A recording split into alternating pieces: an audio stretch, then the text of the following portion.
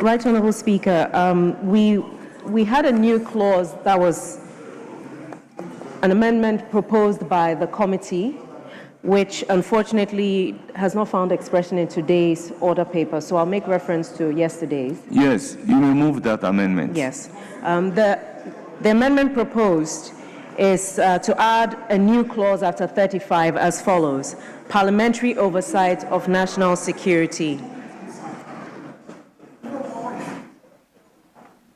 1. Parliament shall have oversight in respect of national security in accordance with Article 103 of the Constitution. 2. Parliament may assign the responsibility under Section 1 to a committee of Parliament appointed for the purpose. 3. A member of Parliament or an officer of parliamentary service shall not proceed upon the business of the committee in subsection 2 unless the member of Parliament or officer of the parliamentary service is vetted in accordance with the applicable national security vetting procedures. 4. For the purpose of this section, national security means Office of the National Security Coordinator and intelligence agencies. I so move. Members, the proposed amendment of the new clause is for the consideration of the House. Yes, Honourable Minister. Mr. Speaker, I'm worried because it's not advertised in today's order paper. And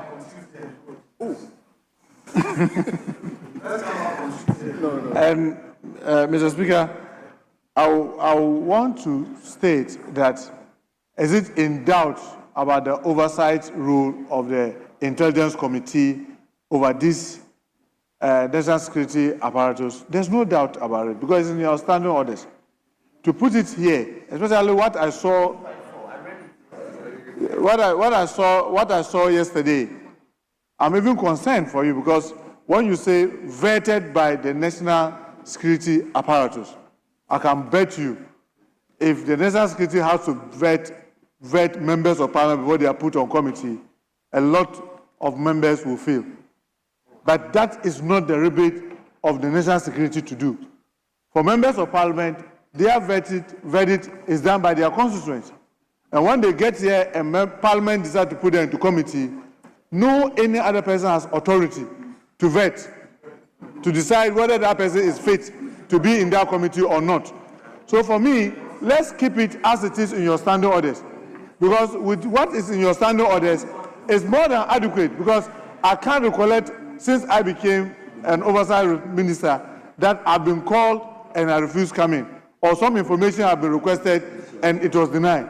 But to try to put it into the Parent Act is problematic. But I know we are at the wisdom of the House. Yes, I think the appropriate word should be sworn in, not vetted. They've been swearing. The intention is to vet. Yes. Well, I think the committee, during its work, looked across the globe to find out what has been the practice. I know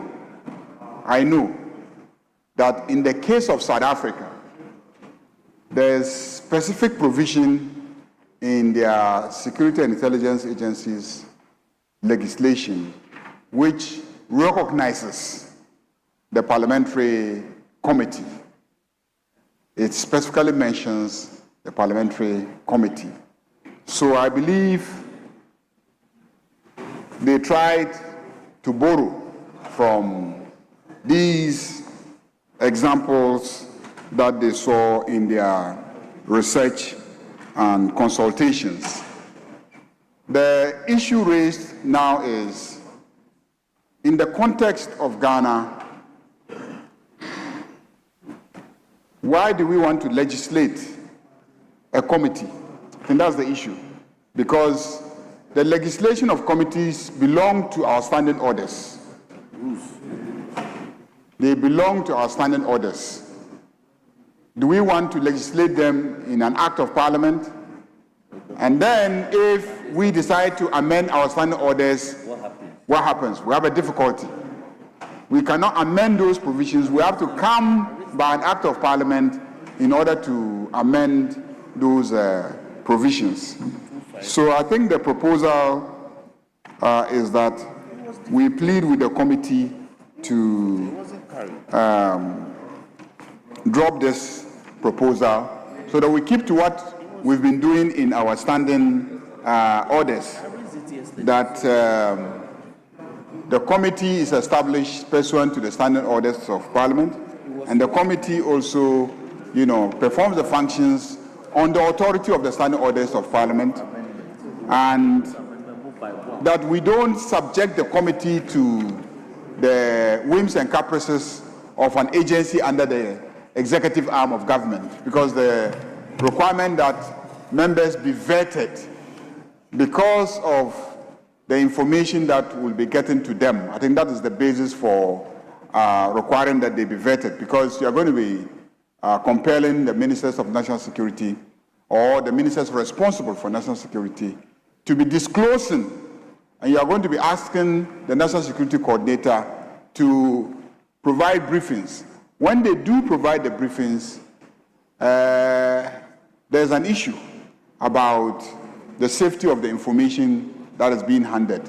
And so they thought that they should put in a check, which is that the national security should vet the members of parliament. Because it came up that if you ask that they should mandatorily give you the information, and they are now under compulsion to provide you with that information, and they can't vouch for the members of your committee, what happens? And that was when the proposal was that they should be vetted. So it was to deal with a problem that the security and intelligence agencies raised at committee. But we are urging the committee to drop the proposal. Let us have what is in our standing orders prevail, and I think that it has served us well enough. The Security and Intelligence Agency Committee itself, the Security and Intelligence Committee itself, is a new committee. In fact, this is the first time we're having that committee. Let's allow the new creation to run a couple of years, and then if we think that we should enhance it along the South African model, we can consider it again at a future date. So I urge the chairperson and her team to consider dropping the matter. Yes, Chairperson. Thank you, Right Honourable Speaker. Majority Leader, you're a member of the committee. Mr. Speaker, the danger we face, because international best practice makes provision for parliamentary oversight, and in all the jurisdictions where there is a select committee on intelligence, there's a different level of clearance, especially in order to remove the level of secrecy that intelligence agencies always place when it comes to the disclosure of information to Parliament. We are currently faced with issues of certain levels of information that Parliament did not have access to with regards to intelligence agency activity. If it is the decision of the House that we abandon explicitly talking about parliamentary oversight, as we progress in this bill, you'll see there's a part that speaks to the fact that there is no obligation for disclosure to Parliament, which means we're back where we started in terms of this nexus between secrecy and transparency when it comes to oversight. So, Honorable Chairperson, I would direct that you've seen the sense of the House. They are really not against the exercise of the oversight, but what they are against is the vetting. The question is, if you say vetting, members of Parliament who belong to that committee will be vetted by who? And after the vetting, who gives the approval?